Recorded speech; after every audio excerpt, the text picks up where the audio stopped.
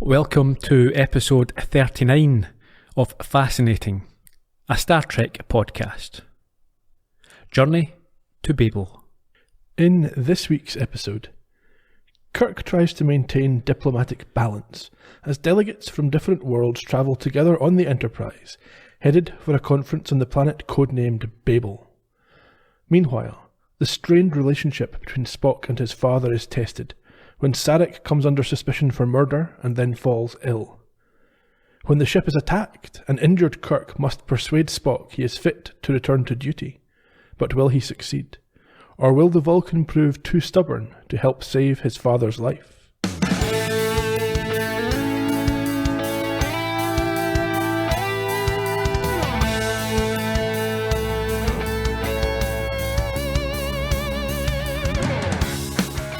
Teddy bear. Not precisely that. On Vulcan, the teddy bears are alive, and they have 6-inch fangs. Good afternoon, Ian. Good afternoon, Gerry. How are you? I'm very well. How's your teddy bear? 6 inch? 6 inches long and spiky. Very fangy. Is it Babel or Babel? Babel. You sure? I think so. It's Babel fish, isn't it? I don't know what you're talking about. Okay. Kirk, he does pronounce it in this episode, and I remember thinking, that's how you say it. And then I forgot. Oh well. We'll go with Babel. I think it's always been Babel when you talk about the biblical reference. Babes are better than babs. Interesting episode this week. I really enjoyed it. Bit of a murder mystery. Yes, I was going to say it's in my notes here. It's a murder mystery, one of your favourite genres. Probably the favourite genre of mine, yeah. How far into the episode did you figure out who the killer was? I let it all. I mean, I got it in the first 2 minutes. Oh, okay. Yeah. Did you enjoy seeing so many different alien species? We don't really get that up till now. Yeah. A motley collection of oddballs. So I think a lot of the budget went into the costumes because the Enterprise had all the scenes on board. There wasn't any location work in this one. So is this the first time, correct me if I'm wrong, is this the first time where we see an Ewok? Okay, we're going to move on very quickly from that. There was a familiar face in this one. Yes, the obvious one, yeah. Now that's something we can, I suppose, let's discuss it just now. It's an odd choice to bring back someone who was so high profile in a previous episode to play a significant and important character. Yes, it's not like when Ston had been the Romulan second in command. Yeah, or some random red shirt. Yes, so Mark Leonard was the lead in Balance of Terror. Mm-hmm. Or the lead adversary. Yeah. So it was interesting, yes, that they recast him in this role. Not unique. I mean, in Columbo, we've seen it a number of times. Of course. And the next time he shows up, he's got a different role again. Does he? Yeah. And then he goes back to being Sarek. Okay. Look forward to that. It's quite good. Now you're not going to see it. Okay. It's not in the series. Cartoons? No, it's not in the cartoons either. Novelizations? You'll find out when fiction? When I do the trivia at the end, you'll find out. Okay. Shall we get into this? Yeah, let's do it. Why not? Crack on. Like schoolboys getting ready for the school dance, Kirk and McCoy are hanging out in Kirk's quarters ahead of the formal event, complaining about their formal outfits.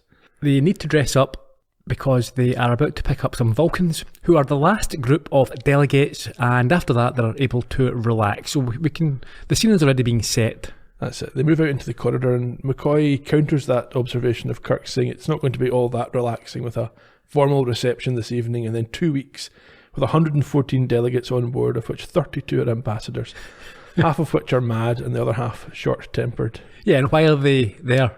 They're, as I said in the intro there, they're all being taken to this secret location codenamed Babel for a conference on admitting a new planet to the Federation. Yeah, we had a massive dump here. An exposition dump. Yes. Did you take it all on board? Sort of, yeah. It wasn't the most subtly done, was it? No. Here's what you need to know. Let's get this out of the way. Spock shows up at this point as well. Just as they receive a communication from Chekhov informing them that Ambassador Sarek's party is just arriving. Yes, Kirk okays the docking and Chekhov calls the honour guard to the shuttle bay. Down on the hangar deck, before that we get an exterior, which I think must be a remastered one, because we see the shuttle approaching and docking with the Enterprise from outside. Okay, and that wouldn't have been available in the 60s? I think they reused a shot from Galileo 7, is my understanding. Makes sense. Hangar deck, we see this shuttlecraft landing as the crew prepare to welcome them, in this formal manner with a guard of honour. Yeah, the honour guard is just a bunch of red shirts who are wiping down their shirts and tucking in their cuffs and The little waiters, aren't they? Really? getting ready for the big event. We see McCoy, he struggles as he practices his Vulcan salute. He complains it hurts more than the dress uniform does. The party alight, and Kirk greets the Vulcan looking Sarek before introducing him to Spock and McCoy. He does. Sarek acknowledges Kirk and McCoy, but he ignores Spock Yeah, there's obvious tension here and then introduces his wife. as he gives her a hi too.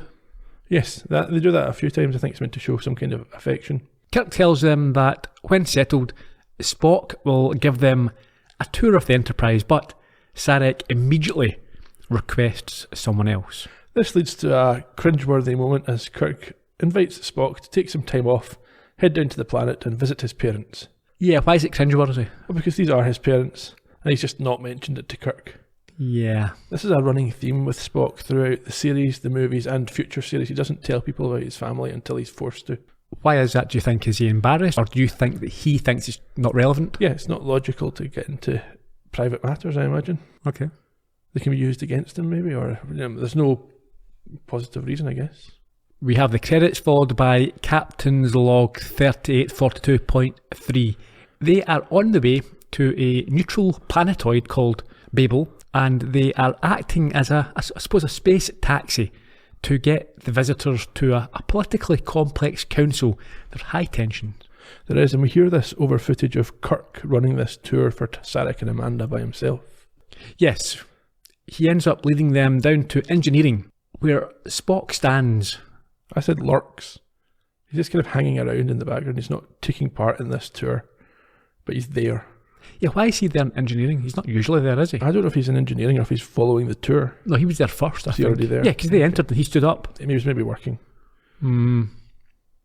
His mother, we come to learn her name is Amanda. Yes, she shares a moment with him where we learn about the strained relationship between Spock and Sarek. When you say share a moment, she reprimands him.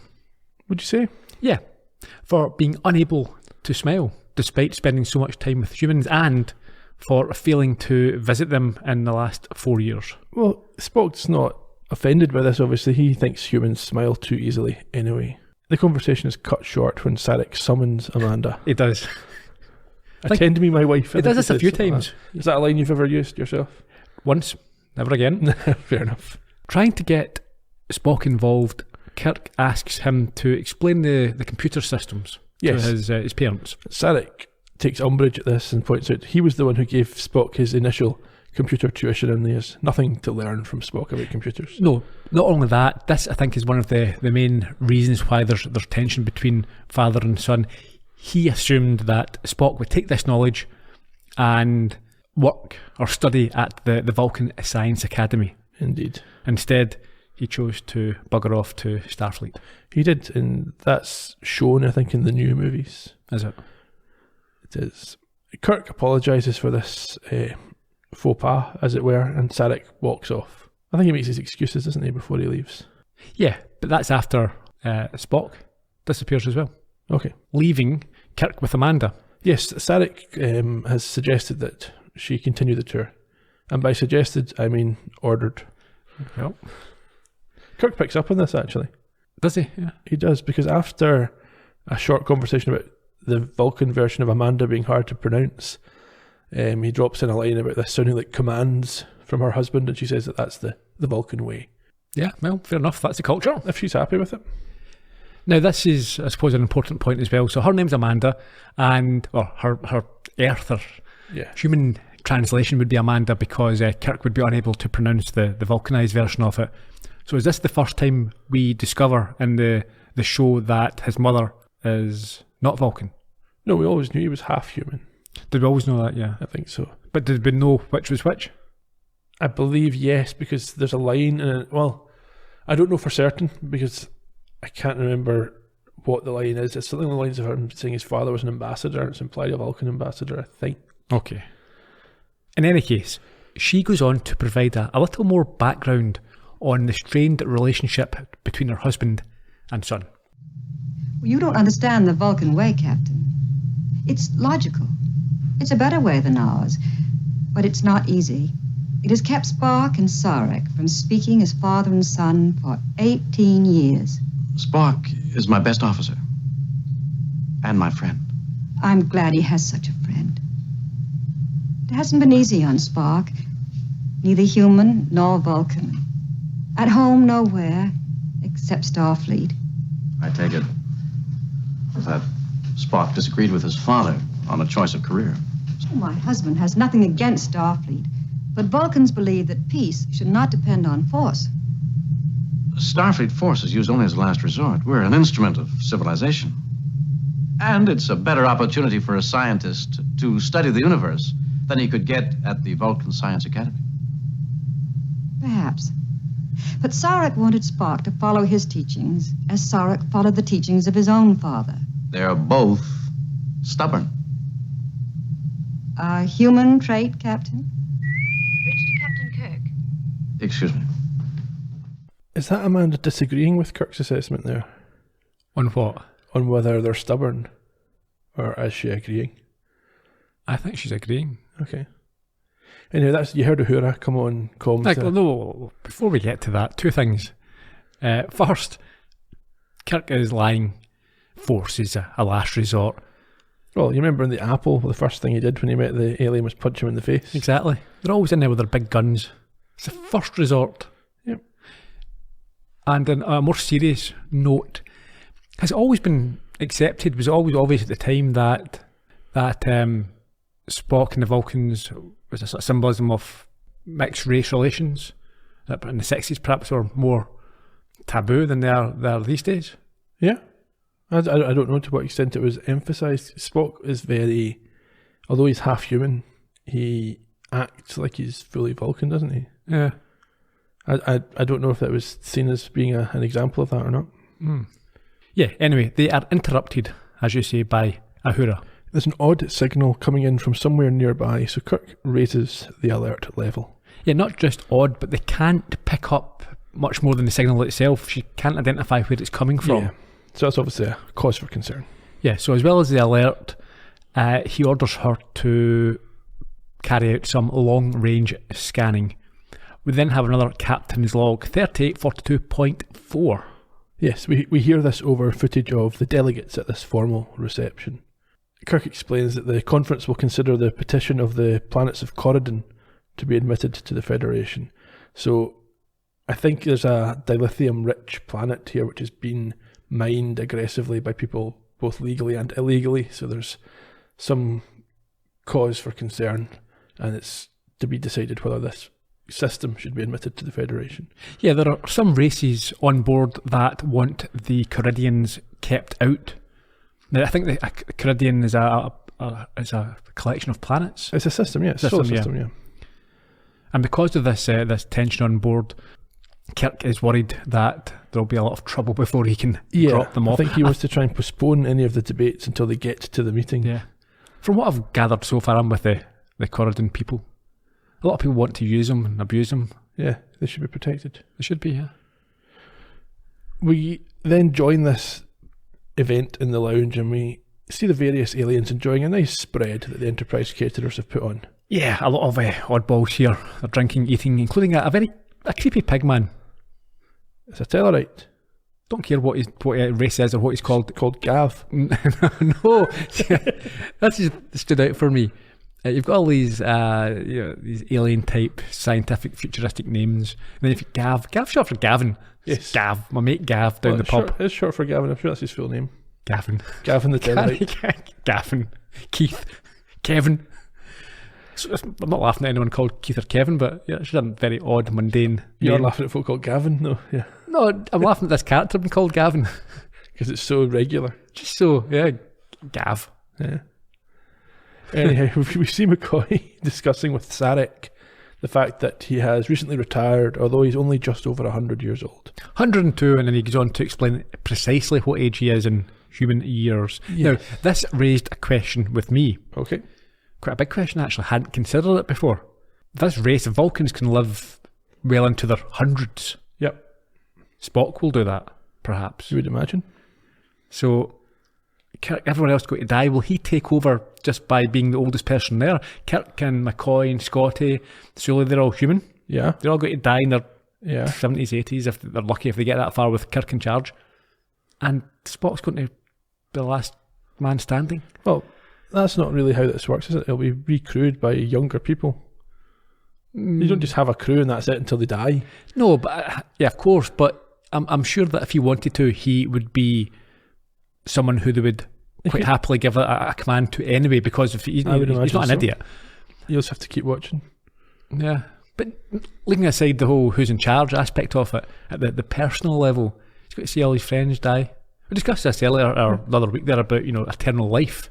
We did. And this is almost as bad. It's not eternal life, but everyone dies. Yeah. Probably even their kids might die as well before you. Yes. Sad. Yeah, for him. But then he doesn't have any emotions, so. Exactly. Or he doesn't acknowledge his emotions as much as others. He's at it, he does, doesn't he? Mm-hmm. Anyhow, he could be hit by a bus at any time, so. True. Space bus. Sarek, we should note, says to McCoy that he had other concerns that led to his retirement, and that'll come back up later on. We see Kirk kind of floating around talking to different delegates, at which point Gav, your favourite Tellarite, confronts, I would say is the right word, Sarek regarding the Vulcans' intentions in relation to the application by Corridon. Yeah, now Sarek he sort of plays, he doesn't answer directly, he tries to deflect the question. Yes, and Shras, an Andorian, joins in the conversation. He was the blue guy with the antennae. He asks why Gav is so interested in Sarek's position. Yeah, and things almost get heated. They do. Gav says that Sarek is an influential member of the committee, and his vote will carry others with it. He wants to know what the arguments are, either for or against admission. Now, this causes Kirk to interject and calm things down. Well, Sarek kind of swats Gav away with a politely racist generalisation about the propensity of Tellarites to argue for the sake of arguing. And as you say, Kirk intervenes to calm the situation. And I think all three men acknowledge his authority here. Yeah. So Piggy leaves. Gav. He is... I think if I watched this as a kid, I'd be disturbed by it. His piggy little face and his piggy little eyes. Quite scary. Quite creepy, yeah. You should have shown them to your children and see what I'm going to do that and see if my theory is correct, yeah. Just show them like stills just before bed. Yeah. Scary or not scary. Definitely. I will be doing that tonight. Like Pennywise, Gav, yeah, and a few others. I've already shown them Pennywise. Yeah. He plays that... the boy plays, was it Roblox or Minecraft or something? One of these ones, and there's a cat. Pennywise is in that. Right. Clown. And he talks about it, and I thought, do you know who this is? Yeah, that's Pennywise. And I said, I'll show you what Pennywise is. And I showed him from the original movie, which is garbage actually, but the 1990s version. Tim Curry one. With the wee boy, George, and at the start. Yeah, he didn't like it. And my wife got me into trouble for showing him that. Well, he is only 6. I'll teach him. Oh, he's 7. He's old enough. Should we say it shortly? Right. He grew up. Yeah. Won't become a man by not watching 18-rated movies. After Gav leaves, Shrast speaks to Sarek and asks whether he has any existing relationship with the Tellarite. Yeah, I think it's Amanda who explains that he previously lost a debate with Sarek before McCoy asks Amanda what Spock was like as a child. Yes, and we heard at the top of the show what she explained. Yeah, the fat little teddy bear. Yes. That's a bit of a Columbo connection there. Teddy bears? Yeah. Okay. The Martin Sheen episode. He has a teddy bear. It didn't have 6-inch fangs and it wasn't alive. As far as we know. Yeah. McCoy's delighted at this information. Yeah. They laugh as Kirk goes to take a communication from Chekhov, who warns him that an unidentified vessel is following them. And so he puts personnel on yellow alert, but instructs him not to alarm their guests. That's right. I should note that Sarek and Amanda had left. Did you say that? Well, they have, yeah. They left just before that, yeah. Okay, up on the bridge, there's a wee spinny thing spinning on the view screen. Yeah, just outside of phaser range, which is unfortunate because they would just blast them. Forces a last resort. Kirk does basically a lap of the bridge, getting input from Chekhov, Spock, and then Uhura, but none of them have much concrete data to give him. No, Uhura has had no luck trying to communicate. And Spock also confirms that Starfleet has no record of any other vessel in that particular quadrant. Kirk then orders that they intercept this smaller craft. We head up to, or down to, or across to Sarak's quarters. There is an interesting twist here. Well, firstly, what's that? He's reprimanding his wife. Yes, for embarrassing Spock at the reception. Yeah. And he noticed that as a Starfleet officer, Spock requires respect to function. And Amanda, obviously, although she's being chastised, she's delighted because she can see that Sarek is showing pride in his son. Yeah. And he denies this, of course. No, would never be proud of him. It's a logical thing. She doesn't care for his response to this. She loves him anyway and claims that his view isn't logical. Yeah. Up on the bridge again, Spock notes that the vessel is now travelling towards them at warp 10, which causes Chekhov to not even get a shot off with his phasers as it goes by. Yeah, it passes very rapidly. Uhura then reaffirms that Starfleet has no record of any other vessel, as Chekhov updates them that after going back on the original course, the mystery ship has now started shadowing them again. Yes, and Kirk asks Spock to dig into this, get him some more. Well, it's more than that. He's quite anxious now, and I think he demands answers. Yeah. Down in the rec room, Sarek enters, and we see him covertly pop a pill before taking a drink as Piggy approaches and asks the question again. We're talking about Gav. We're talking about Piggy. He's not getting called Gav. It's a stupid name to be calling someone like that Gav. This time, Sarek is willing to discuss the matter and says Vulcan favours admission before going on to defend his position. Under Federation law, Corridon can be protected, and its wealth administered for the benefit of its people. It's well for you. Vulcan has no mining interest. Corridon has nearly unlimited wealth of dilithium crystals, but it is underpopulated and unprotected. This invites illegal mining operations. Illegal? You accuse us? Some of your ships have been carrying Corridon dilithium crystals. You call us thieves? Gentlemen. Whatever arguments you have between yourselves is your business. My business is running the ship. And as long as I command, there will be order. Of course, Captain. Understood. There will be payment for your slanders, Sarek. Threats are illogical, and payment is usually expensive.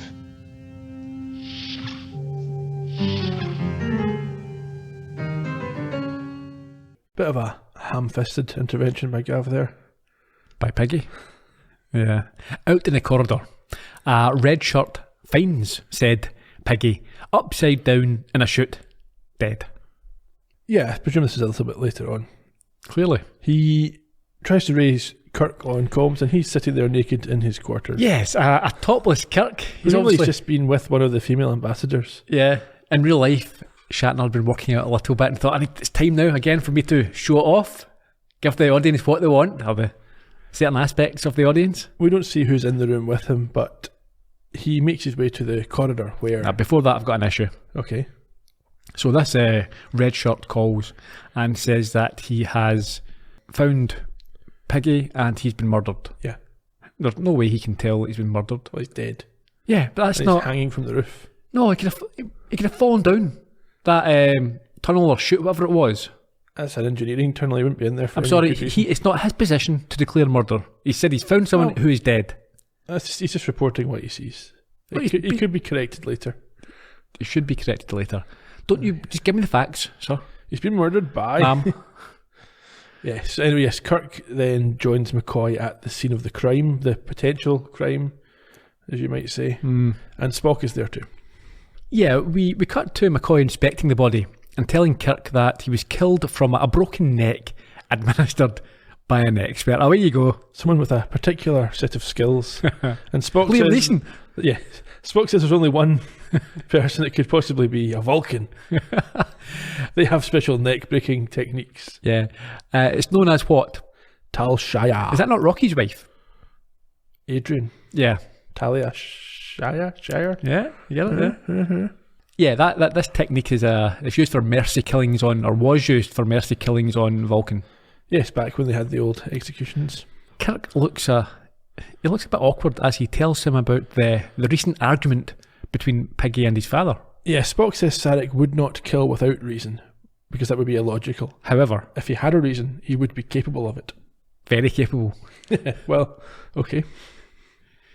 Up in Sarek's quarters, they enter to hear from Amanda. Yeah, Sarek's not there. No, he is away meditating in a private before retiring. Yeah, we all guys do that. Yeah. He then returns and is immediately questioned about the death of Gav. Yeah, but he goes along with his personal meditation line. He's self-loving and says that it's a very personal thing. Yes, you can't discuss the nature of it. No. Kirk finds very convenient. And then even more conveniently, Sarek collapses. Yes, in pain. And McCoy guesses that it is a heart issue, but is unsure if he can help or not because of the Vulcan physiology. Yeah, should he not know a bit about this, having done Spock's medicals every year for... Exactly. He's also helped to save pizza monsters and things like that in the past. Yeah. And all of a I feel sudden like now, he's just being shy and bashful here. He knows fine well what it is. yeah. He just doesn't want to make a definitive statement in case he gets called to defend it later on. Who said it was this?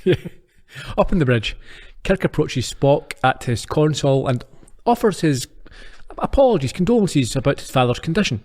Spock says he's not worried anyway. It's a human emotion, and he is at peace with what's happened. He accepts what's happened. Well, he's more concerned about how it might impact their mission.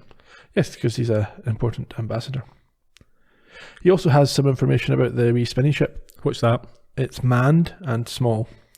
And it appears to be cloaked against sensor probes.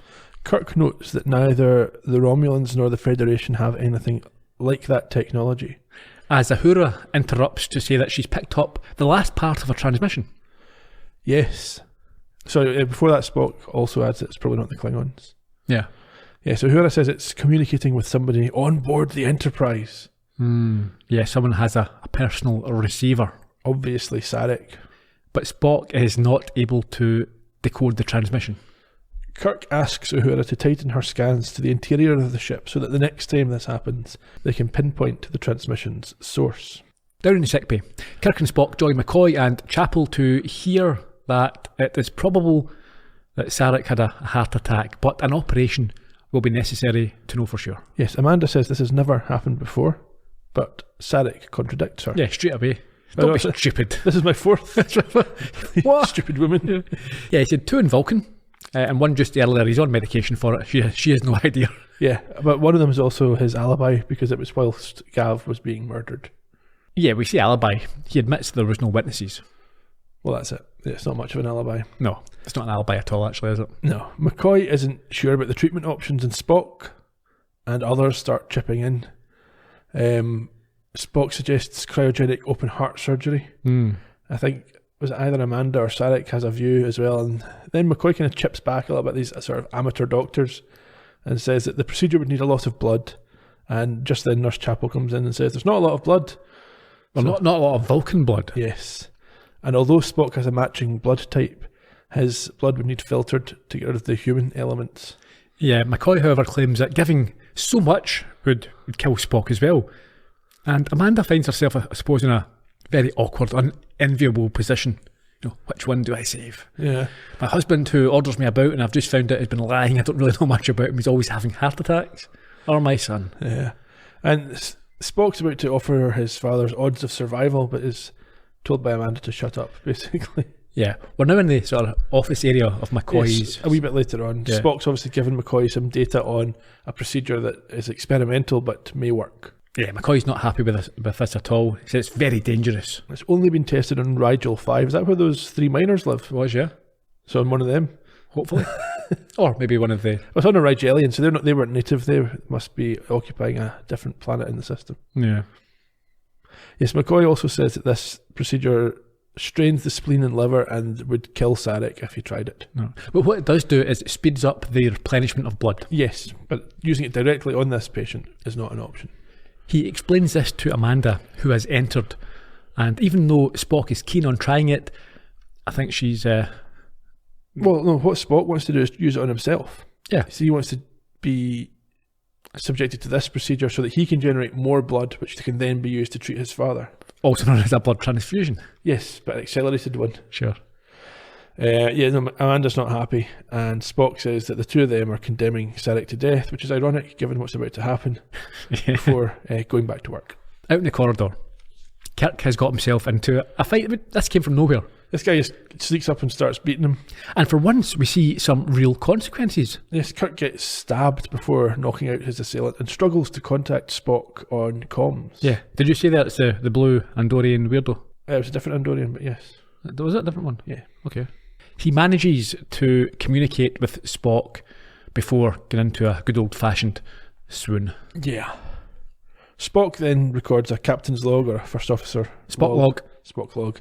Captain's been critically wounded by one of the delegates, and the ship is on alert status, and they're still being followed by the intruder vessel. Back to sickbay. McCoy lets Spock know how close Kirk came to dying before we see that Sarek's condition is deteriorating. Yes, at this point Spock says that he can no longer offer to assist with Sarek's treatment because he has duties to attend to, beginning with interrogation of the assailant. McCoy's astounded, but Spock says there are no conditions, no grounds to hand over command. Yeah, there's no basis for compassionate leave. As long as his ability to work is not compromised, he has to keep working. We have to give it to them that they're committed to their beliefs, aren't they? Yeah, that's true. Over at the brig. Yes, we've got the other android, the first one that we met, right, is now talking to Spock about the prisoner who's called Telev. I think Shras is the name of the... Okay. Did I say Shran earlier? Yeah. Fred. Spock tells him that after scanning the assailant, he revealed nothing. And this points to him being conditioned Manchurian candidate. as some part of a larger plan. Yeah. Shras says that although Andorians are violent, they would have no issue with Kirk, and it's not been an Andorian plot. No, he advises that Spock should forget about logic for a second and look at motive when considering the attacks on Kirk and Pigboy. We would think motive would form part of logic, but apparently this was the basis of a previous war between the Andorians and the Vulcans. When you say apparently, where did you get that information from? Star Trek Enterprise, which I've not watched all of, but I understand that it addresses the conflict. When was that? When was Enterprise? It was set before this, but released well after. Oh, yes. When did it come out? What year? Oh, early 2000s. Was it? Yeah. Who was the star of that? Scott Bakula. Oh, right, yeah. Would you say he's more famous for that now or Quantum Leap? Oh, it's hard to say. I suppose it depends what age you are. For me, it'll always be because I've not watched that. Yeah, but Quantum Leap just kind of exists when it existed, whereas Star Trek's part of an ongoing thing, so it's maybe Star Trek. True. But then he was the star of Quantum Leap. And he was the star of Star Trek Enterprise. Yeah, but not Star Trek everything. That's true. When you say Star Trek, you don't necessarily think Scott Bakula. No, that's true. But he is one of the captains. Yeah. Okay, anyhow, back in Spock's quarters, Amanda comes In fact, I should say, he'd be very good in the Captain Kirk role because of all the leaping that Kirk does. Yeah, he could do Columbo for the same reason. Yeah, there you go. Amanda comes to Spock's quarters to plead with him to help his father. Yeah, she tries to make him see that his father's life is more important than his responsibility, and that others could do that job. However, Spock is not of that opinion. No, well, he says under normal circumstances, of course, he would put Scotty in charge and come and help, but there's an assailant on board, there's a ship tracking them, and these are not normal circumstances. And so she attempts one final plea to his emotions and his human side. When you were 5 years old and came home stiff-lipped, anguished, because the other boys tormented you, saying that you weren't really Vulcan. I watched you, knowing that inside, the human part of you was crying.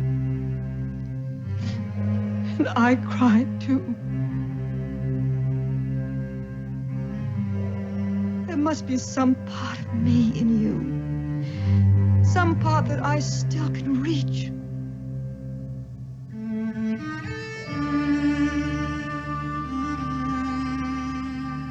Being Vulcan is more important to you than you'll stand there speaking rules and regulations from Starfleet and Vulcan philosophy and let your father die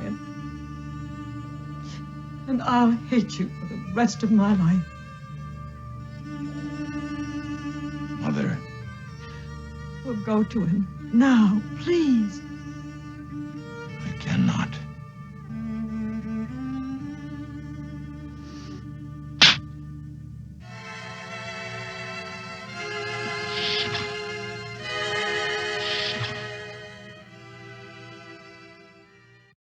So after emotional blackmail doesn't work on Spock, his mother tries violence, which also fails to move him. It's quite a powerful scene. Yeah. Well acted. I liked the violin there. Also, earlier on, I took a note, I didn't mention it, there was some nice guitar work, might even be bass, I can't remember, but it was a different score that I think than what we've heard in the past. There's some nice variations in the theme tune as well, at various points on the bridge. Down in sickbay, Kirk wakes and is informed by McCoy of Sarek's condition and Spock's decision. Yeah, this gives Kirk the power to rise and lets McCoy know of his plan. Yes, he's going to con Spock into ceding control of the ship, and then as soon as he leaves the room, immediately call for Scotty to come and take over. Yeah. So up on the bridge, Kirk and McCoy appear and convince the initially sceptical Spock that he can go to sickbay. However, as soon as he departs, we see the pain that Kirk is in, which is compounded when Chekhov informs him that the vessel is getting closer. Yes, which causes Kirk to belay his just issued order for Scotty to come to the bridge. They've saved his wage this week by not having him in this scene. And Kirk's going to stay in charge for now. Uhura now tells him that she has the alien signal, but it is coming from the brig. Yes, so Kirk sends some goons to beat up the prisoner. Yes. Before we see that, in the operating theatre, Spock and his father are side by side as Amanda watches on, and this shouldn't be allowed. You don't have just someone in the mother of scrub in at least. Yeah, no, go away. She's not even behind a partition or a glass. Yeah. She's hanging about.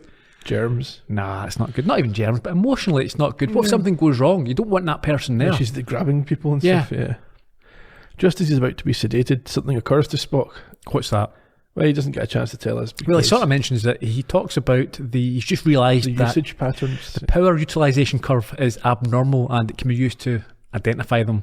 However, as you say, Chapel sedates him before he can do anything else about it. That's it. Back up on the bridge. Sorry, not on the bridge. We get a short silent scene in the brig where the goons harass this Andorian Telev and shoot him with a phaser to knock him out. Yeah, well, he tries to escape, overpower them, and when they have stunned him, what do they find? He has a transmitter hidden in his antenna, which probably isn't really an antenna. No. They communicate Kirk about this as Chekhov informs him that the ship is now moving directly at them at warp 8. Yeah, so Kirk makes the maverick decision to have the prisoner brought to the bridge. And red alert is to be called, deflectors turned on and phasers at the ready. That's it. Chekhov is sent to Spock's station. For some reason, phasers have been rerouted there when they've always been fired from his old station in the past. But they miss their first couple of efforts at shooting the alien ship. Yeah, there's a back and forth here. The ship hits them a few times. Yes, but they do get a report from that it's only standard phasers. It's not a heavily armed vessel. Yeah, and we cut a few times between sickbay where McCoy, obviously, it's not ideal if you're trying to perform an operation, if you're rocked by phaser strikes. After they're hit the first time, all the ambassadors try to contact Uhura to ask what's going on, and Kirk tells her to make them guess. Yes. Get rid of them.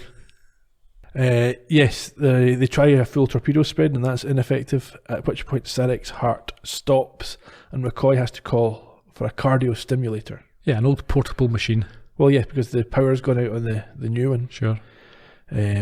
And he tells Chapel to get in touch with engineering and have them prioritise sickbay systems. Up on the bridge, Chekhov gives Kirk the bad news that number 4 shield is gubbed. Yes, they have to engage auxiliary power, and at this point Telev arrives on the bridge and confirms that these guys are going to destroy the Enterprise. Yeah, I thought it was very risky that they bring him to the bridge and he's not in any way shackled. Yeah, it's crazy.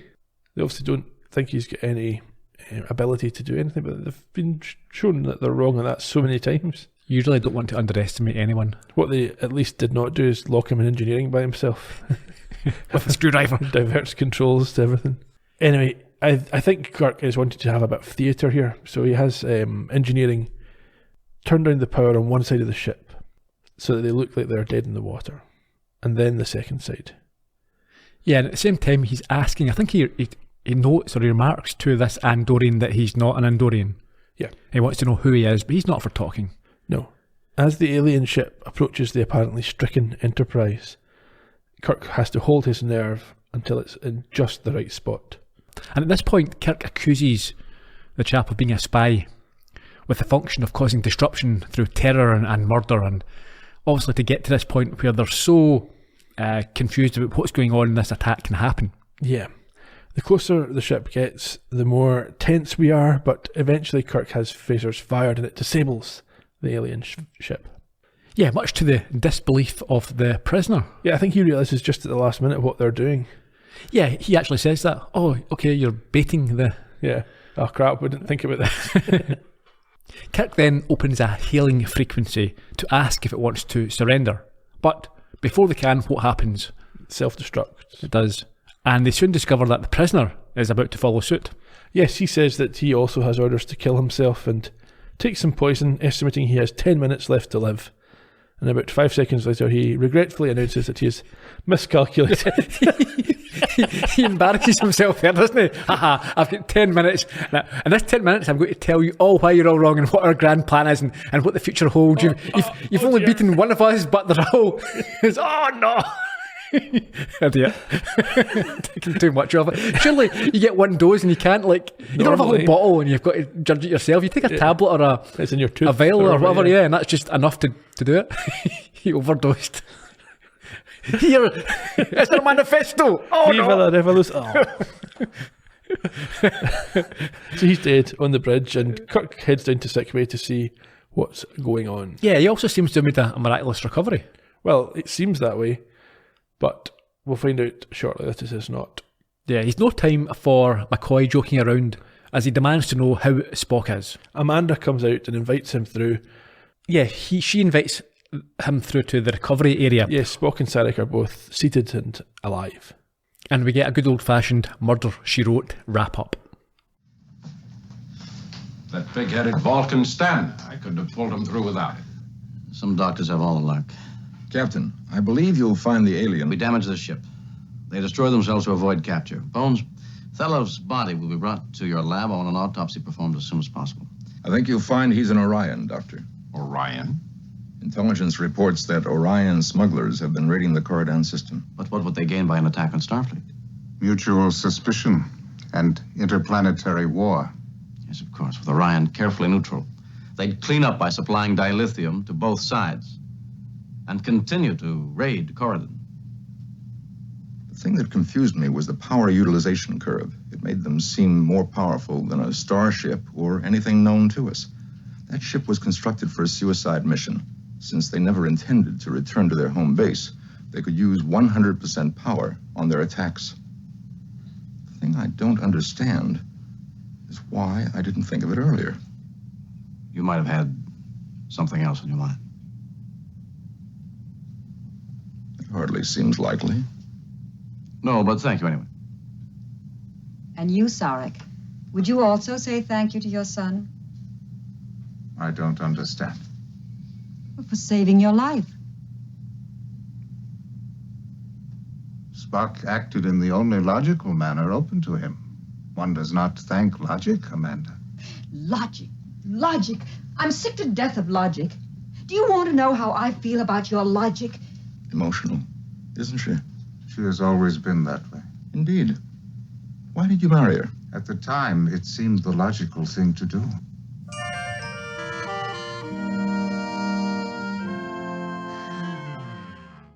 At this, Kirk stumbles and is taken to a bed himself. Yes, with orders from McCoy to stay there for 10 days if he insists arguing. Spock also tries to get up and go back to work, but is told to sit down and shut up. Yeah. Both Kirk and Spock note at this point that Bones has never looked so happy. Yeah, he smiles as he realises he has finally got the last word. Bit of a fourth wall break there. Yeah. Almost to camera, although presumably to Chapel. I enjoyed it. Yeah, it was nicely Nice done. little wee ending there, yeah. Was it clear to you what had happened with the attacks and who was responsible for everything? It was a guy in the prison. But who was in the ship? One of the other ones. From where? I don't know. One of the blue guys. No, it wasn't the blue guys. It was the Orions. Do you remember the Orions? Okay, so they were the green guys in the menagerie, the dancer, the green girl. Yes. So that's the Orions. Ah, right. Okay, yeah. Okay. That makes sense now, yeah. By the time you get to Deep Space Nine, they've formed an intergalactic crime syndicate called the Orion Syndicate. Have they? Yeah. Okay. Good on them. Yeah. Do you think that Spock's decision to go back to work was justified? Go back to work? Instead of donating his blood to his father when Kirk went down?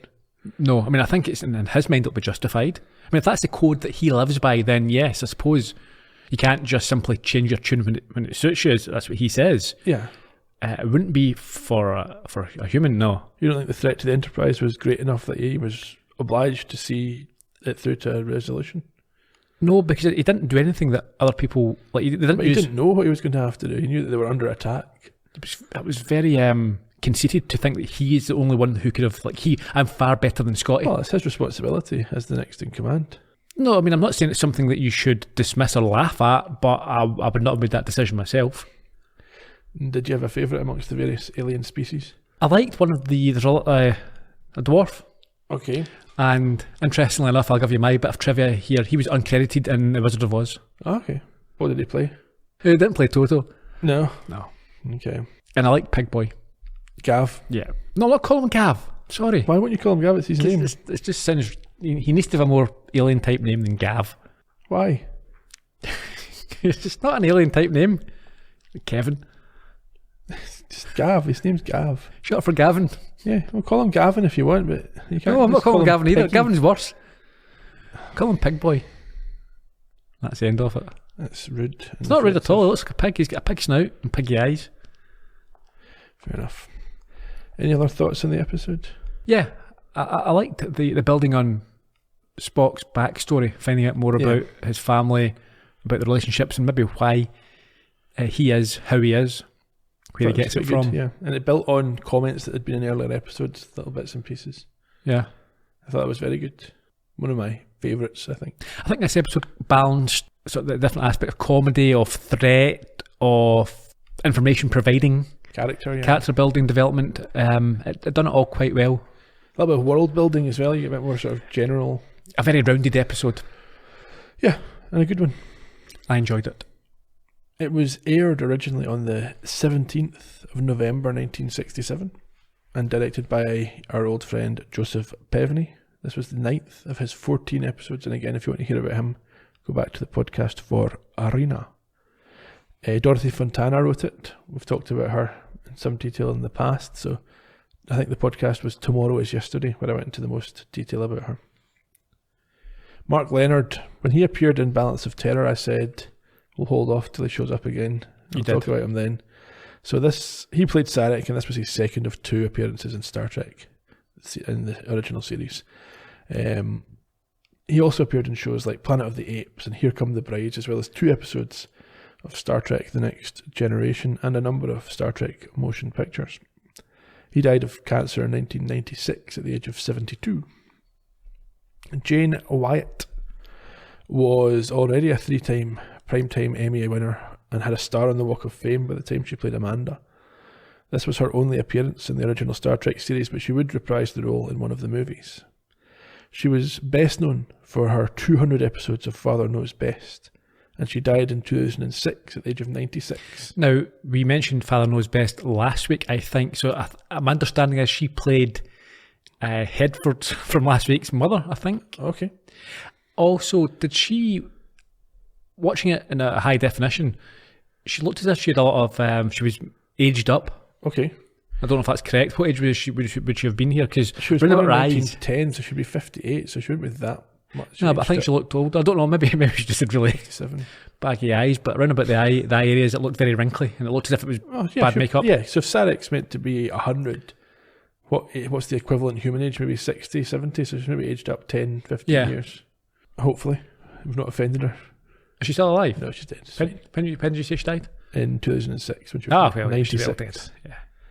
Reggie Nalder played Shras, the good Andorian, you might say. No, the least bad Andorian. This was his only Star Trek episode, but he was perhaps more recognisable for his work on the series Salem's Lot and the films The Manchurian Candidate, appropriately, and The Man Who Knew Too Much, where he was the adversary. He died in 1991 when he was 84. John Wheeler played Gav, the Tellarite. This was his only Star Trek appearance and one of the first credits of his career. He went on to appear on shows like The Dukes of Hazzard and ER, and he's now 90 years old. Ah, very good. Does he still look like a pig? I think that was makeup. Ah. William O'Connell played the spy Thelev. This was also his only Star Trek episode.